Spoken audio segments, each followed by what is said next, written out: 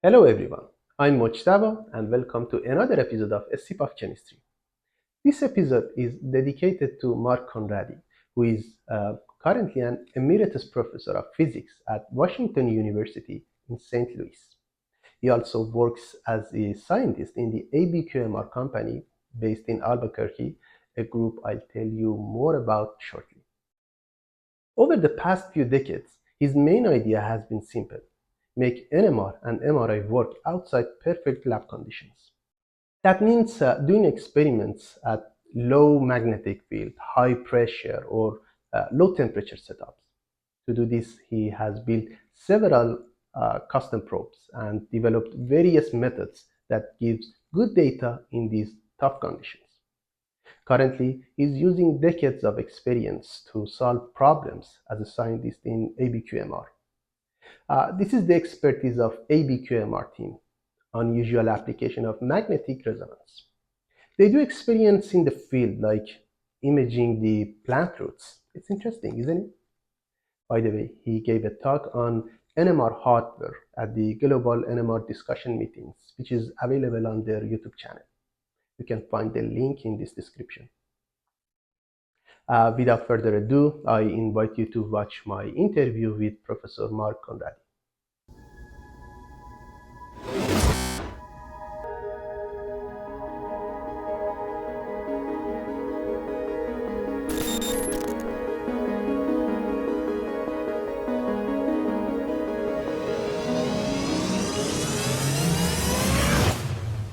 Thank you so much, Professor. Thanks for agreeing to do this interview. As usual, first of all, please tell us more about yourself, your background, when and where did you go to school and university? I went to Washington University in St. Louis as Mhm. an undergraduate, and but I'd like to start further back than that. My dad was a PhD physical chemist at Shell Oil Mhm. and had been in the Navy during the time of radar and sonar. In fact, he went to radar school during the military and served on a sub. So my basement had a modicum of test equipment and a primitive oscilloscope, signal generators, stuff like that. And so I grew up by the age of 11 or something like that, Mhm. doing electronics. And eventually by 12, I was a novice ham radio operator. And somewhere along the line, I discovered a local electronic radio surplus shop in our neighborhood.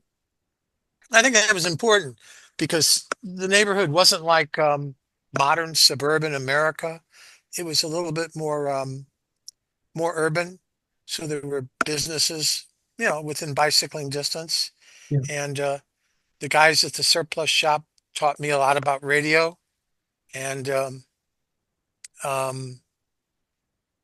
that was a short-lived period in my life because somewhere between the age of 12 or 13 and radio license.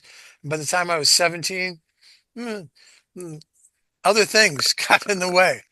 And I went to college at Washington University in St. Louis. And uh, there was some meeting where in-town students met up with some of the faculty. And Dick Norberg in physics saw that I had listed ham radio as a hobby. And since he ran an NMR lab, radio frequencies, said, hey, maybe the kid would like a job, huh? Yeah. And I started building electronics like a new transmitter for one of his students. And that was a happy home. So in your list of questions, Motaba, you asked, did I think there was a place for a major in NMR? The question I think uh, okay, yeah, the major of NMR. Yeah, that's another question. Yeah, I wanted to ask. But before getting to that question, I want so why you became interested in NMR because of that hands-on experiment you had? Because of yeah, the job down in the lab. And for an undergraduate student, having a happy home in a running laboratory just made a huge difference in Mhm. how I regarded the university experience. The classes were important, but I saw some purpose. A lot of classes come across as mathematical, formal, and disjointed from anything else. But the lab was really a great experience. Mhm. And so I think Okay. I remember when I was at Washington University as a professor, I would always try to encourage students to do something like that. And Mhm. when it worked, it was great. I went to graduate school there. This was at the time of the war in Vietnam, the draft, ending of draft deferments. So the decision to go to grad school was all tied up with that. And I stayed in Norberg's group and graduated, did a postdoc at Oak Ridge National Lab Mhm. with a Ralph Livingston and learned electron spin resonance a little bit.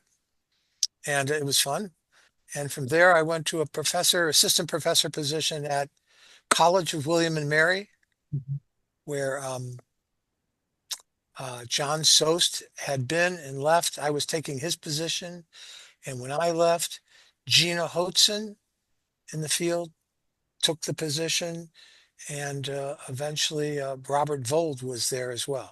Anyway, uh, Yeah, one of the interesting things for me when I talk to senior researchers, professors like you, is that how the culture has changed, the culture and environment in graduate studies actually have changed during the time. I mean, you've done your PhD uh, maybe 14, I mean, 40, 50 years ago, right? Something yeah, like that.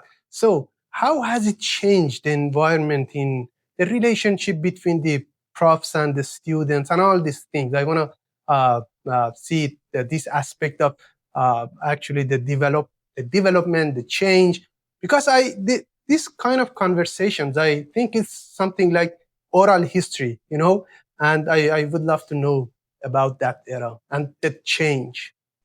change. Well, my first few students, uh, I had fewer students. And so I was closer and more aware of each one. That's changed, but that's not a change in the era. That's a change in my circumstances. Mhm. Um, um, I one change that I don't like is the students come with less and less that they have learned on their own or at the surplus radio shops, so to speak. Mhm. Um, Students today seem to have uh, or more limited to what they have learned in class. I don't know how to avoid that. Um, but that's a change. Certainly, one change I noticed is that at William and Mary, people were very patient with me, and in terms of getting funding, and I was allowed to blossom and grow at my own rate. And nowadays, from what I hear from people who go into academia, um, it seems like a machine, Mhm. and they need to hit funding right off. And I think I understand the pressures, but a lot less time to blossom and grow. Yeah, Hit the ground running, um, like a machine rather than a, yeah. Anyway, I think it yeah, I has see. changed. Yeah, It changed a bit when I left the university 10 years ago. Um, I did it in part because running the graduate students wasn't as fun, but it's another question. yeah. So please tell us briefly about your journey in NMR spectroscopy. I mean, when you started your career, when you actually stepped in your office in Washington University, uh, what was the main interesting thing for you, and how it changed uh, throughout over the past few years? Let's see. Um, as a graduate student, I was already very interested in NMR, and I got assigned, signed, negotiated with my advisor for a thesis project, and it turned out to work great. It was looking at hydrogen H2 molecules in liquid and solid neon, argon, krypton. And it turned out, surprise, surprise, surprise, to have a relevance to hydrogen molecules in amorphous silicon. Amorphous silicon is got hydrogen in it.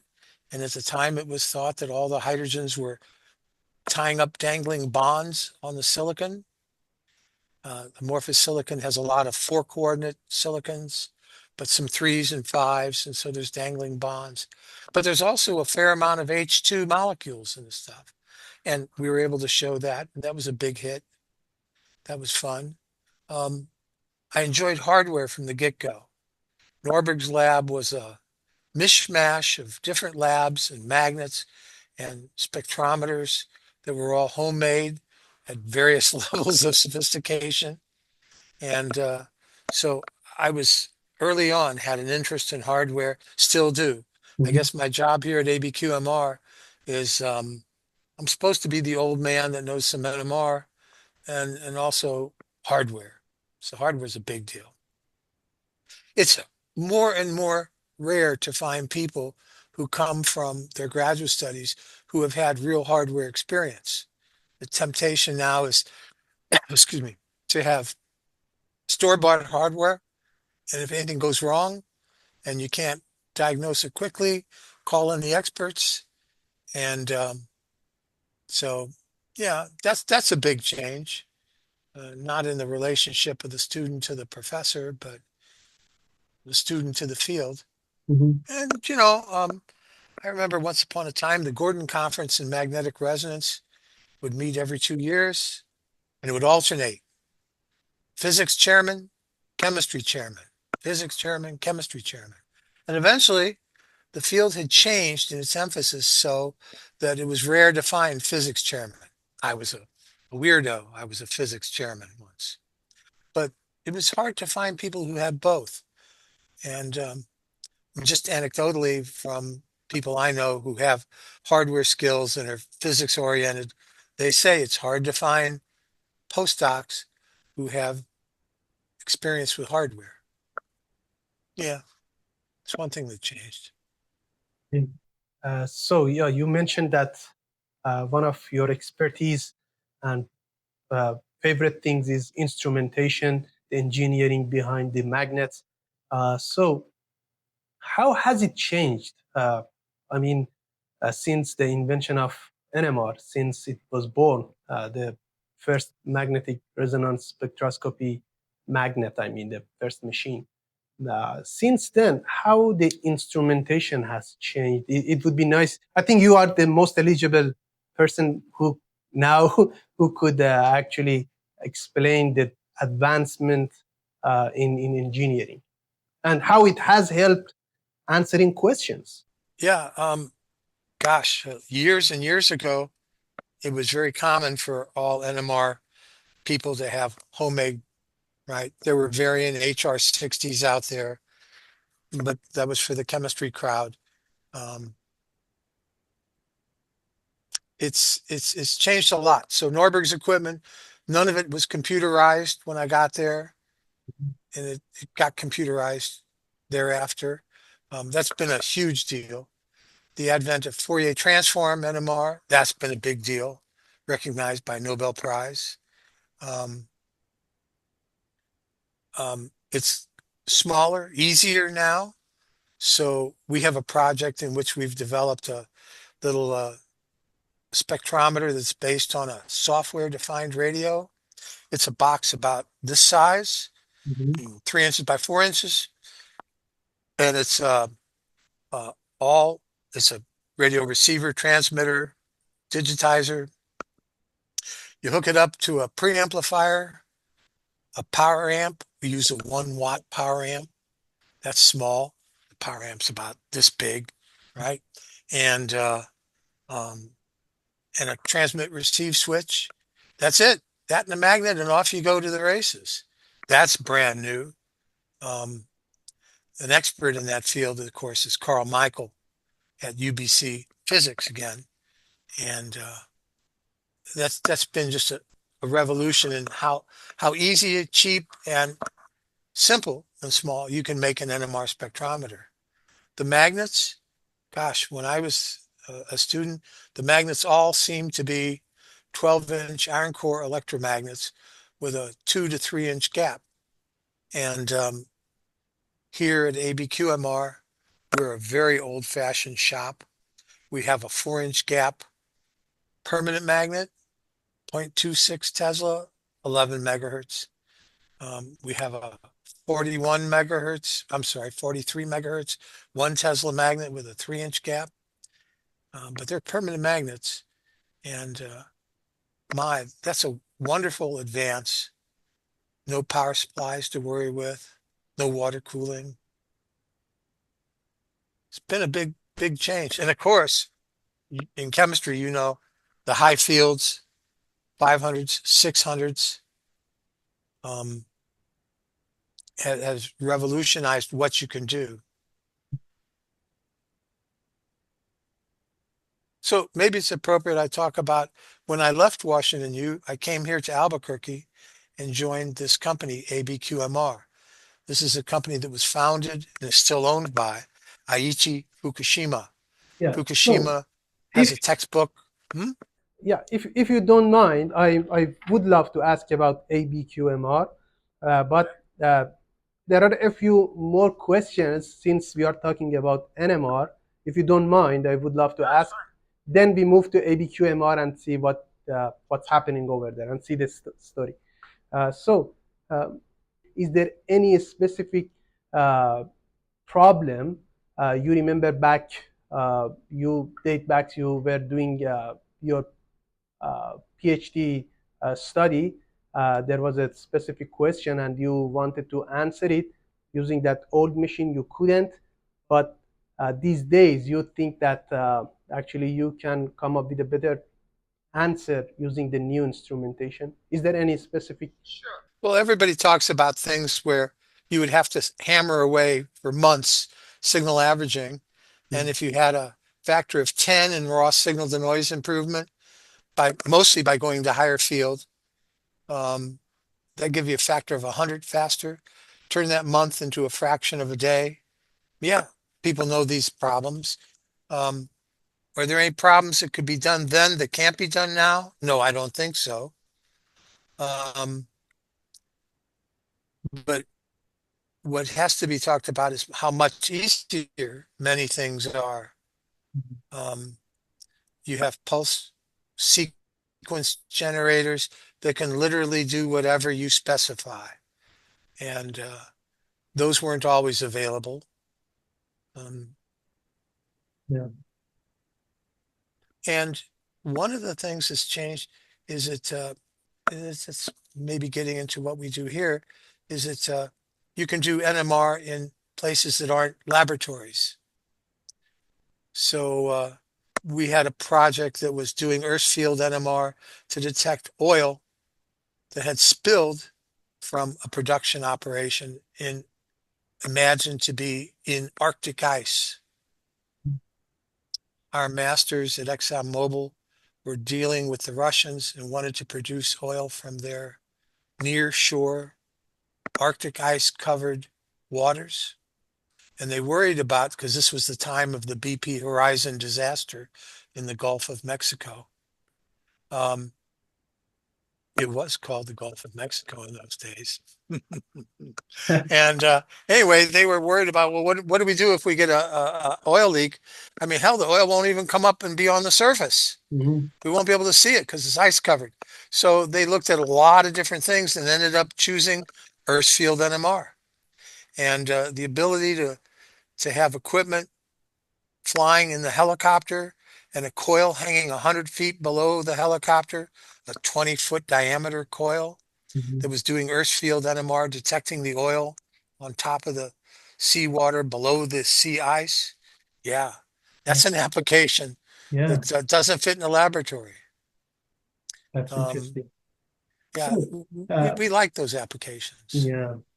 So one of when I was actually taking a look at your articles, I learned that uh, the frequency of these words, low, high pressure, low temperature, high temperature. It to me it seems that you didn't like conventional room temperature NMR, right? Uh, That's right. In Norberg's group, we were at low temperatures, like 4 Kelvin and up. Um, and so we weren't, millikelvin people, but 4 Kelvin and up. So there's a lot of low temperature stuff. And I got interested in high pressure. Um, I had a student, Sam Hyun Lee from Korea, and he showed how to do diamond cell NMR. So pressures up to 100 kilobars, 100 kilo atmospheres. So yeah, we really enjoyed high pressure. Doing the hard and the unusual, that's been a theme. Um, and high temperature, yeah, we've done some high temperature too with metal hydrides.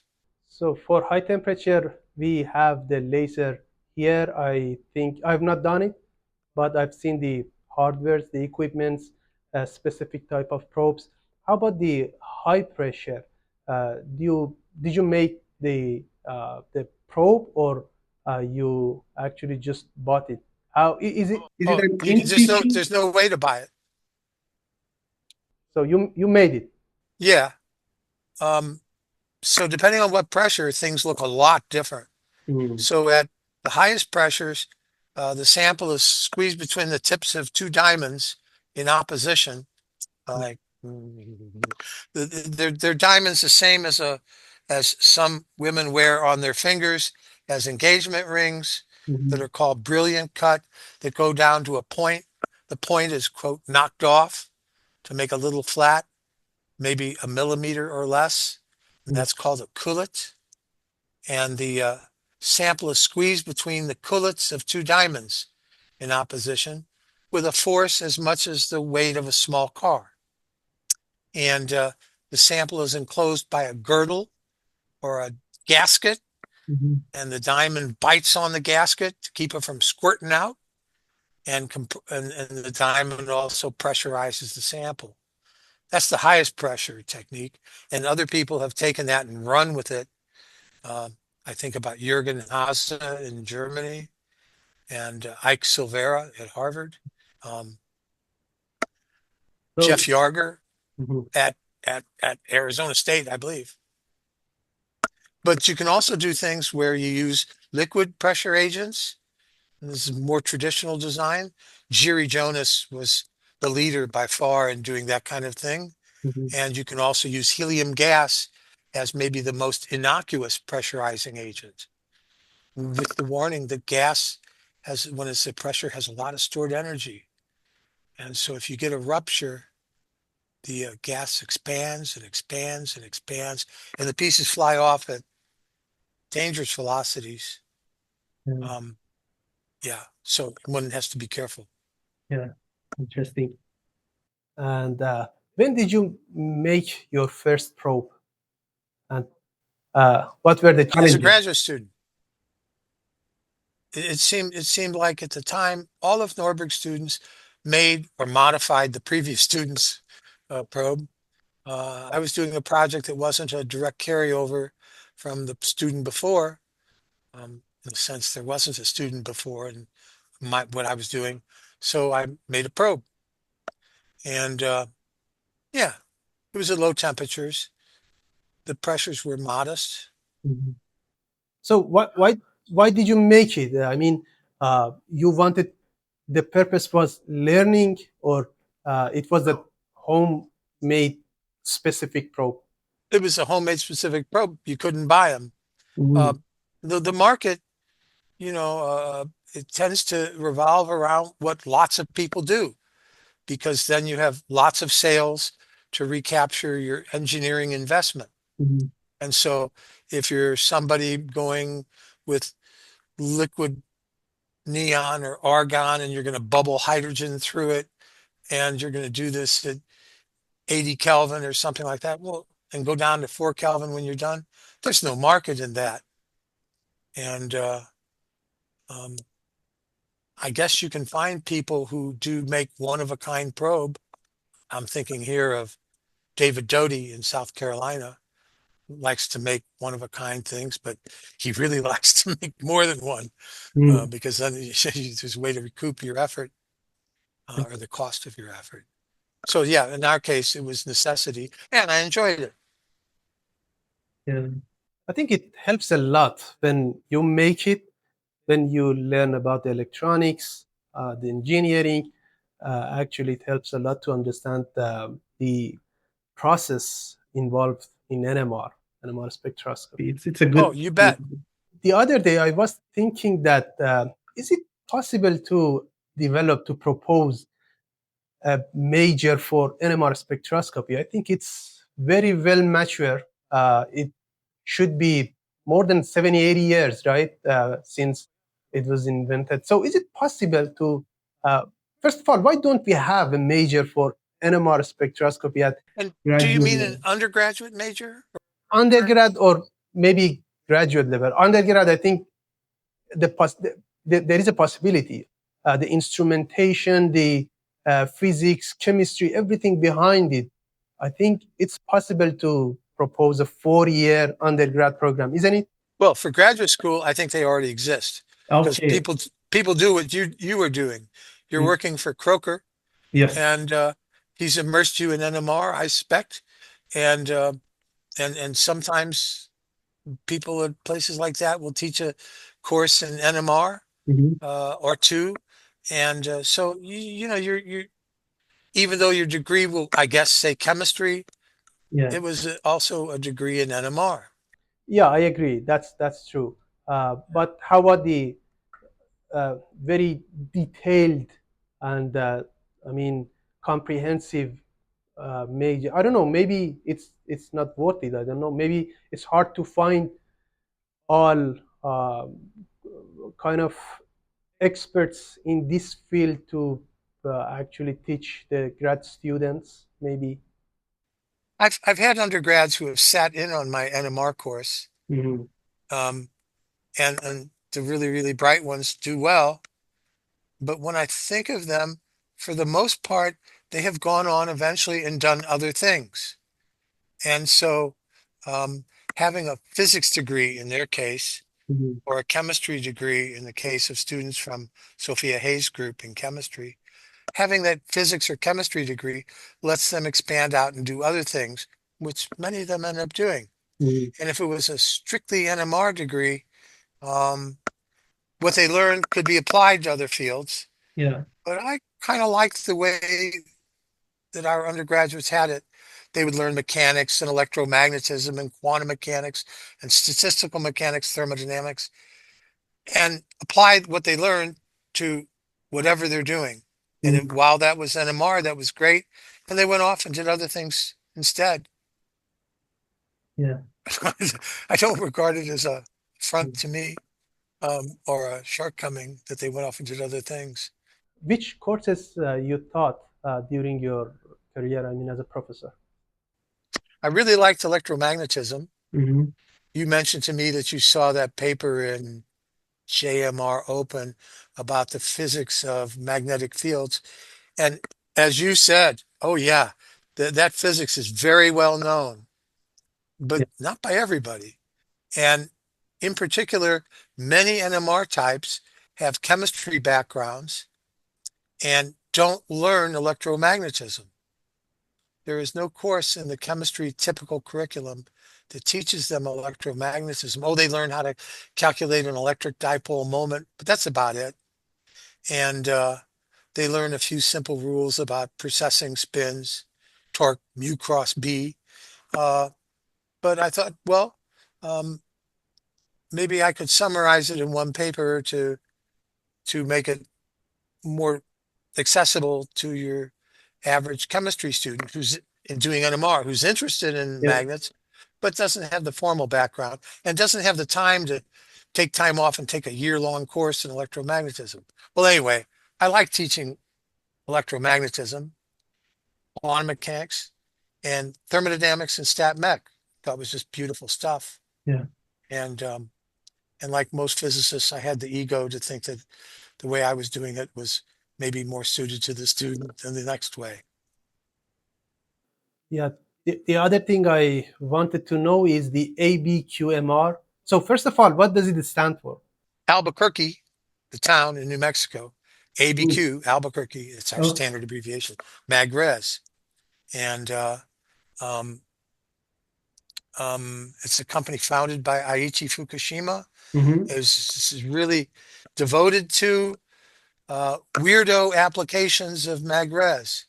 So I mentioned the looking for Arctic oil, and before that, the company was heavily involved in looking at the flow of fluids Mm-hmm. back when that was a new thing within imaging. And um, then they got interested in the flow of solid powders.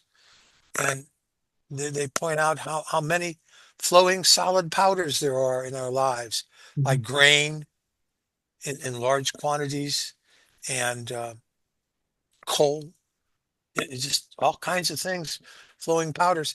And the rules are different. It's not a Newtonian fluid that obeys Navier-Stokes equations.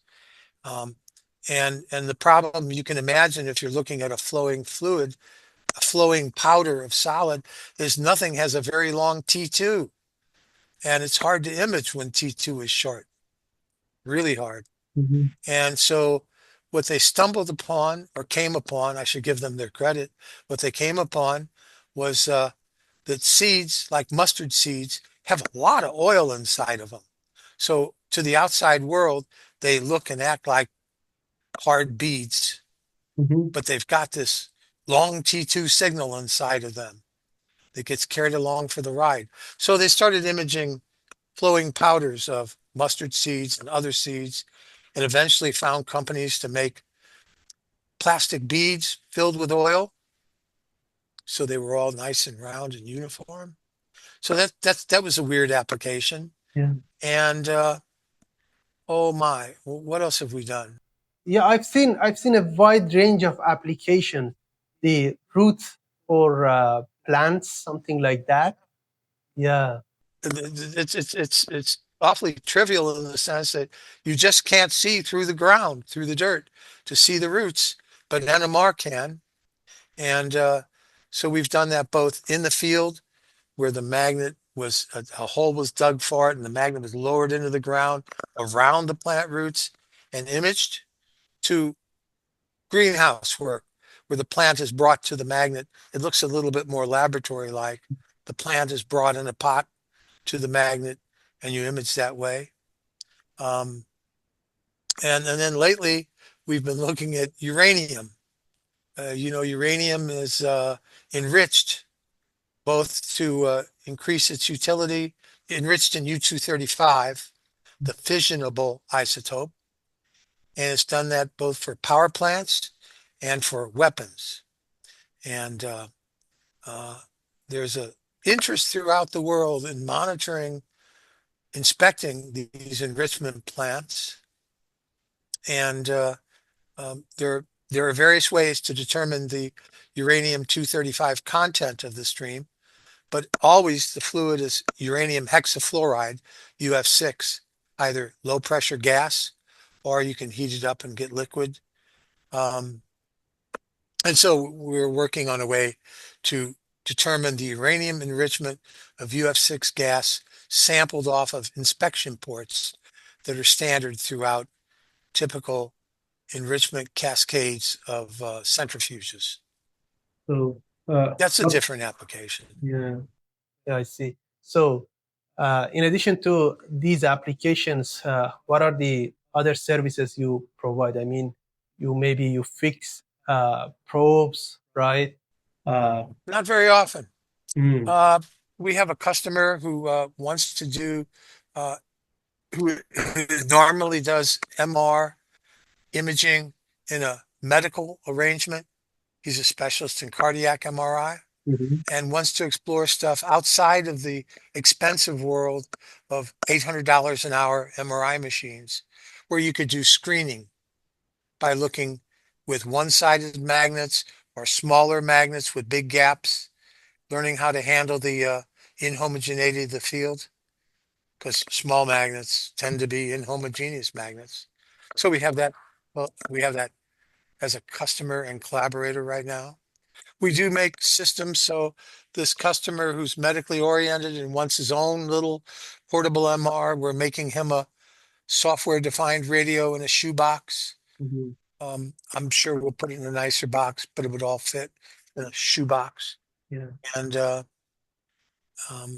one-sided magnet. Um, So, yeah, we love applications, and the mhm, idea that NMR doesn't have to be only in a laboratory, only with chemically pure things. yeah.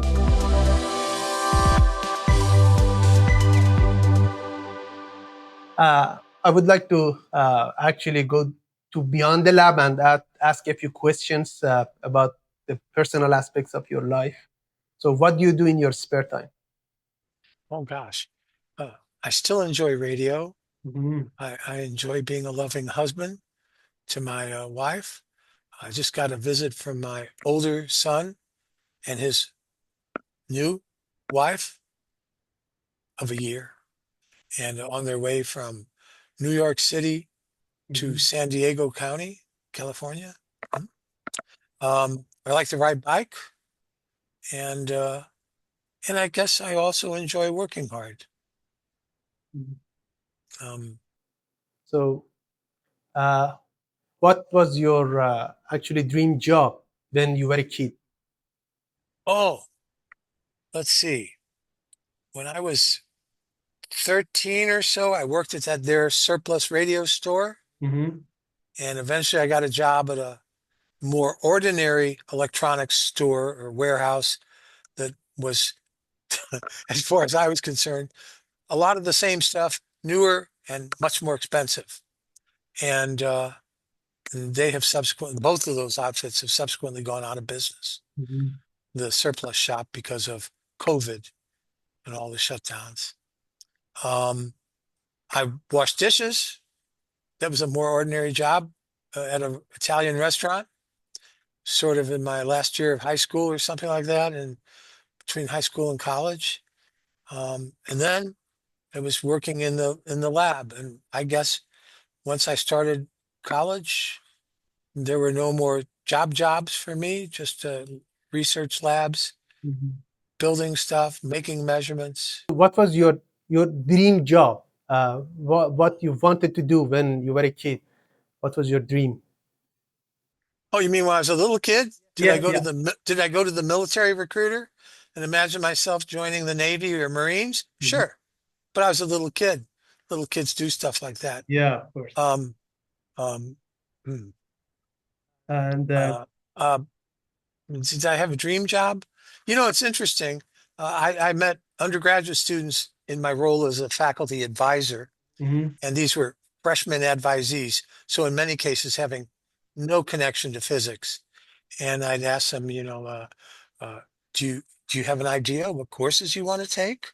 Trying to ease into it slowly. And they would say, well, now that you mention it, they'd whip out a long sheet of paper and say, here are the courses I want for all 4 years. And I would say, well, don't you think maybe you'll bump your foot into something and go, wow, I didn't know that existed. That sounds really neat. Or yeah. So it seems like students, some of them at least, have their lives really prepared out, planned out in detail, and all that is left to do is to execute the plan. yeah. Yeah. You know, you can imagine there's an asterisk at some point down the sheet that says, now maybe it's time for you to find a husband, right? Yeah. And um, and instead, being part of the Vietnam era generation, um, um, how do you say it? We all were aware that there was a substantial chance that we wouldn't come home, that we get drafted and not come home. And so um, someone saying, "Oh, I know exactly what I want to do. I want to do this specifically and that," seemed like a little bit silly. And so many of the people I went to school with at that time just had the attitude that, yeah, faculty job sounds really nice, Mhm. but I understand that they're hard to get. And if I don't get one, there's lots of other things that I can do to have fun, like work in industry or a government lab. Um, um, yeah. Yeah. So we didn't have such specific plans as maybe some people do today. Mhm. We, we, So, we would count ourselves lucky to be here, to have a job. so another question that I usually ask is that if there were another world a parallel world, and you could pick. World. Yes, yeah, World. yeah, world, yeah. Okay. And you could pick another job. Which one would you rather pick? Oh boy. I've enjoyed teaching a lot. Mm. And of all the things that I left when I left Washington University, teaching is the one I miss. I don't really miss the faculty meetings. Um, and the research has changed to what I do here. Mhm. And I like teaching a lot. Um, So you again go and pick teaching, being a teacher. yeah, wouldn't have to be at the university level. Hmm. That's said from a point of ignorance, like having never taught in a high school, for example. I, I, that's maybe a very naive thing for me to say because I've never dealt with what people deal with. Yeah, but I've really been pleased, and I think that's what happens to a lot of people. They flow downhill. Hmm. There's a path, and then they have many choices, and they take the ones that are appropriate to them, and after a while, they can't imagine having done something differently. Um, I don't have dreams of I could have been a forest ranger. Hmm. Um, um, So I yeah. have I have a weird question. If a time machine existed, uh, you you would travel 100 years back or forward? Oh, I don't know. Do you know the music of the Mikado, No, Gilbert and Sullivan? no, I don't There's a know. song there about they none of them be missed, and the song tells about all the people, all the types you meet in society that they wouldn't want to be or wouldn't want to be around, and one of them is the woman who they pick on a woman, the woman who what is it uh, talks about every every century but this and every country but her own. And I'm not like that. Mhm. Um, I know it'd be very, very, very different. And I like the one, I like the lot I drew, which is an awfully good thing. Mhm. Yeah. Um, yeah, So, and you have any regret in your career? Is there anything that you could decide differently in your professional life, sure. personal maybe? Um, I was warned and I chose to ignore the warning about going to the same place for graduate school as undergraduate, returning as a faculty member to the same place where you were a graduate student. Those effects are real. Um, um, and sometimes I wonder, but have no idea if I could have been different if I had left and gone for greener pastures. Had my chance, didn't. Um, yeah. Yeah. And for the last question, who is your favorite scientist in the history? Hmm. Boy, if you had reduced that down to NMR person, I would have many people that I admire. Of course, yeah. Me too, Yeah.